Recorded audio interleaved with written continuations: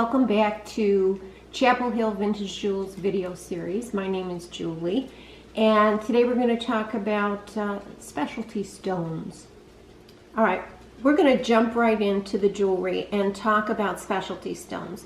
And you remember that in the late 40s, after World War II, costume jewelry really took off, and in fact, by 1945, sales had tripled. And so some of the manufacturers of the rhinestones started to focus on some real interesting and creative mixes to come up with what's called specialty stones. And that's mostly in the 1950s. In Julia Carroll's book, which is Costume Jewelry 101, 202, 303, she calls specialty glass stones, they're stones with special colors, textures, or composition. And when I started to do this video and put it all together, I realized this is going to be more than, this is part one, because there are a lot of specialty stones. And I think it is very important to understand them, to be able to recognize them, and it helps you date a piece. It may help you with the direction in terms of who a manufacturer was, but it also just makes you more knowledgeable. There's a lot of mislabeling of these stones, and some of the specialty stones come with a premium price. So the first one that we're going to talk to in this whole tray are examples of them are Aurora Borealis. Aurora Borealis was actually named after the Northern Lights, and it was a finish to a rhinestone that was developed by Swarovski in 1955. So when you see Aurora Borealis in a piece of jewelry, you know that it cannot be earlier than 1955. And what it actually was a polychrome metallic finish that was placed on top of a rhinestone. All glass, these are. And it was really widely used in the 1950s and 1960s, and all kinds of designers use this. This is a Regency piece. This is Christian Dior, and the stones that we're looking at are the ones that really pop out with they kind of give them not just a shine, but almost pick up other colors. Again, this is Christian Dior. This set was my mother's. It's one of the things that I got from my mom. And those are always special pieces of jewelry. But this is, I believe this is Listener, and the whole piece is the Aurora Borealis stones, as is this one. These are Schiaparelli, really pretty drop earrings. So you can see the glisten and the metallic nature of the coating that's on these different rhinestones. And then this one is Austrian, which is a really a combination of regular glass stones and the Aurora Borealis. The second specialty stone we're going to talk about is called the Cabochon, and that's spelled Cabochons. I'm always spelling it wrong, so I'm telling you. What it is it's domed shaped rhinestone, flat on the back, all glass, and sometimes it can be frosted, but really it has more to do. It is not a faceted stone. It doesn't have any, it's not angled anywhere. It's just a smooth finish, and there's really two kinds of them. There's this type where it's just not kind of domed, but then you have examples like this, which are higher up, but they're glass without facets, so it's more about a cut than it is anything else. It's not that anything was added to it. It's simply the cut of the stone. Now, I just want to go real quickly and show you some of what these are. This is a Hollycraft piece. This is Selro. This is Napier. This is Signer. This is Signer. This is Haar. This is Butler and Wilson from England. This neat piece, which has kind of an orangey colored cabochon, is Kenneth J. Lane. And then this piece is It's actually Max Nager from Czechoslovakia. Great piece. Big blue cabochons in this one. So you can see it's used widely. There's lots of examples of it. It doesn't really help date a piece. It's been used for a long time, and it's used by many manufacturers. But again, in this very high domed shape, Shriner Jewelry also uses that, and in a, you know, less pronounced version.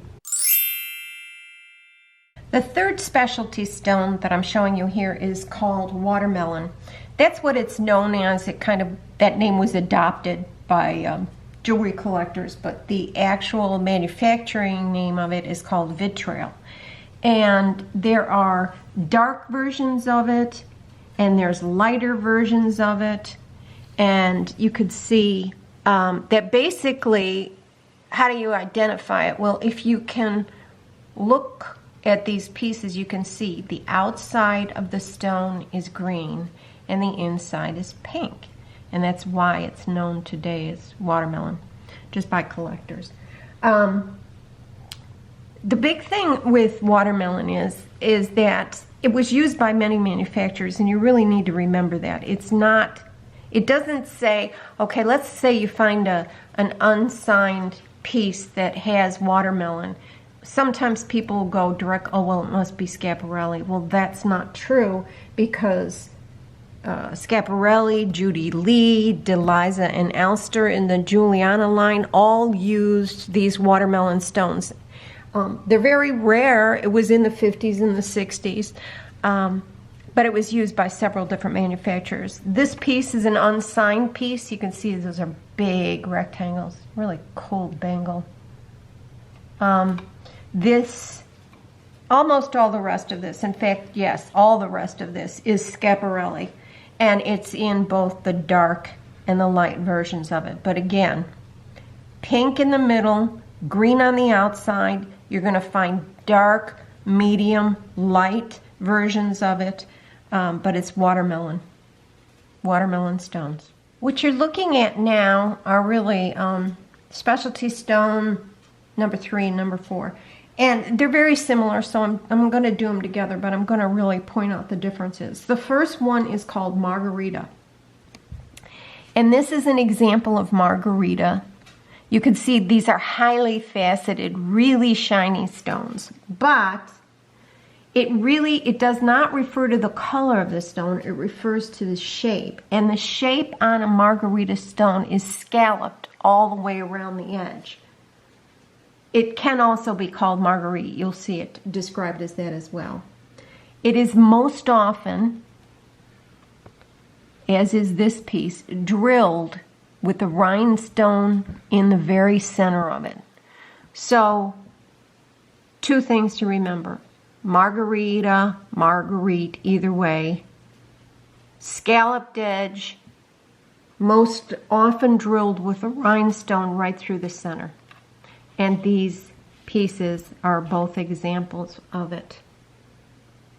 Okay, and then over on this side you have the stone, which is similar. This is got that watermelon color to it, but it's also a multifaceted stone, foiled, from Swarovski in the late 1950s, early 60s. And it has a pointed top with facets all around, and I think the easiest one for you to see is probably this one. If you can see that, it's got a pointed top, and then it's faceted all the way around it. And that is called Rivoli. This bracelet is part of a complete set. I believe it is a runway set. And it is signed, and it is Schiaparelli. So that is Margarita and Rivoli. What we're looking at here is a specialty stone that's called Dragon's Breath. It's also known as Mexican opal, used by several different designers, manufacturers of costume jewelry. Florenza did a lot of them, Sorel, Lissner, and there definitely were others. It's a glass that's actually mixed with the metal, and it creates a bicolor effect, kind of a red to blue, but overall, and you can see that in this one, I think especially. Some of these stones are little and they're tough to really see the difference in the two colors, but I think that this larger one really is a good example. So it's red to blue with an overall bright blue or purplish cast. And flashes of color underneath it are what makes it called dragon's breath. The next one that we're going to talk about is lava rock.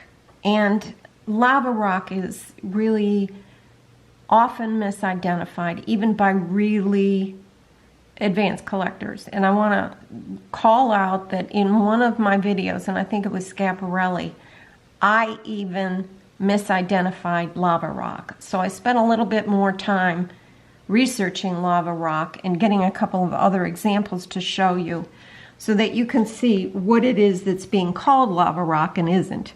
This is lava rock, and it's, you know, it's got an iridescent shine to it, but it is really, it looks like a very chunky rock. Here it is in green, here it is in orange, and I'm going to try to just show you that. So it's got this pebble effect to it, but it literally looks like a rock. These pieces, both the orange and the green, are Schiaparelli. Haar also used lava rock in the Dragon series and several others. So again, it is not a stone that absolutely identifies it to a specific designer. But I wanted to show you these because this is more of a pressed glass, but it's often misidentified as lava rock. These are also Schiaparelli.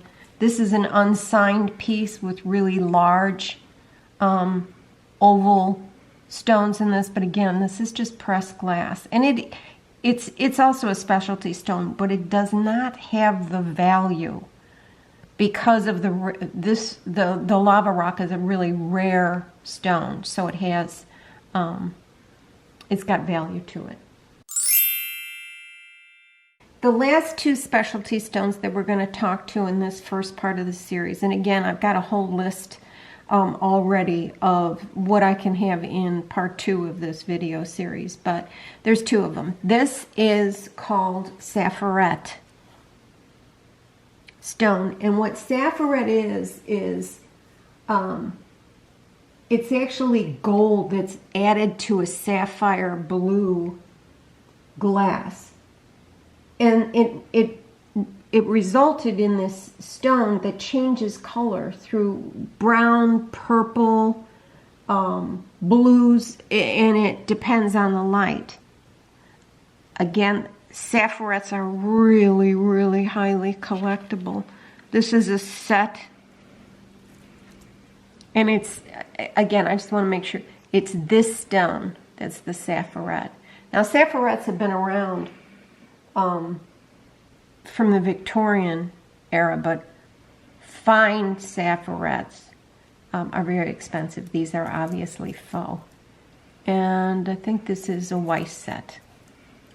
And then the last one is faux alexandrite, and this is color changing. And you'll see this a lot. I think I talked about this one before when in the Kramer video I talked about this, because Kramer uses it and so does Sherman. And so what this is it changes from a lavender to a blue with light changes. Now here you're looking at more lavender than anything else, but it will turn really light blue in like an outdoor natural setting. So this is Kramer, and I believe this is Kramer too, but Sherman also used this a lot. So again, a little bit of intrinsic value in this very unique stone. Okay, thanks for joining today. I want to, encourage you to sign up for this series because Courtney and I have been busy in the last year or so, selling houses, buying houses, moving, blah, blah, blah. But now I'm going to get more serious and get more videos up here. So please subscribe, and don't forget to go to my shop on Ruby Lane, which is called Chapel Hill Vintage Jewels.